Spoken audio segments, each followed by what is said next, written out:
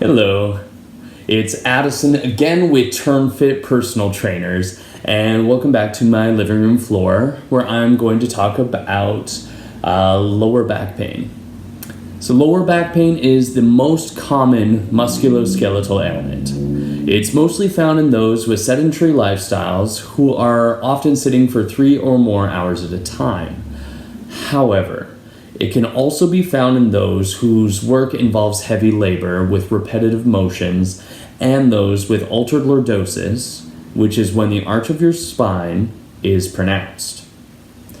So one way to protect from all of this is to have a strong and stable core. Your core muscles wrap around your abdomen much like a muscle corset. When you have a strong core, it helps to protect your spine. And without a strong core, your body relies on passive structures such as ligaments and bones. This places a lot of stress on your vertebrae and can lead to injury. As I'm sure you're already aware, your vertebral column or spine holds your spinal cord, and your spinal cord supplies the nerves and receives information from the rest of your body and brings that information to your brain. An injury can lead to pressure on your spinal cord or, in extreme cases, a severed spinal cord. So pressure causes pain such as lower back pain or can temporarily limit the function of your extremities, and a severed spinal cord means permanent damage such as paralysis. So let's focus on the first scenario.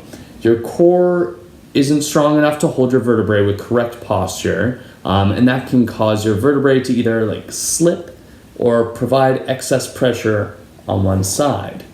Let's look at it with an intervertebral disc in the mix. A strong core will allow your vertebrae to apply pressure evenly on the disc, but a weak core can cause slipping or even pinching. As you can see, the uneven pressure allows the intervertebral disc to bulge, and this creates pressure on the spinal cord and surrounding nerves, sending pain signals to the brain.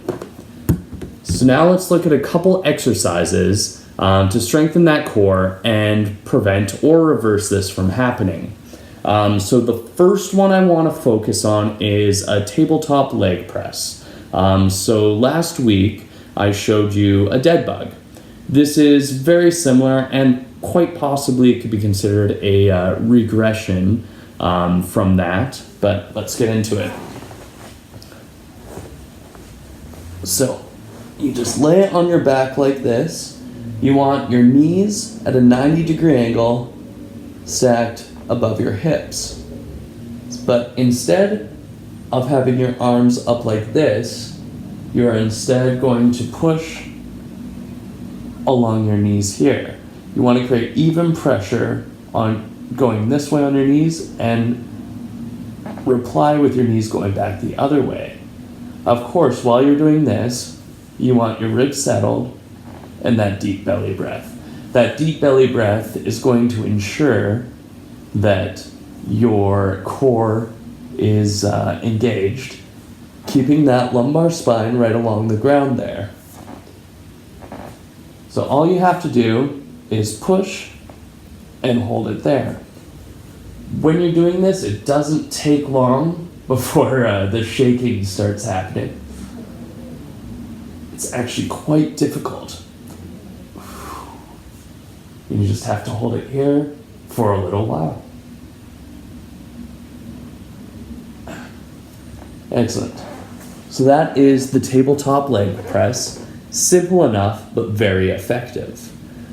Next, I'm just going to go over something I'm sure you've all heard of before. It's a plank. So when you're doing a plank, you start on your stomach, and what you want to do is create a straight line from your shoulders to your feet. So on your forearms, you can lift your body to create this straight line.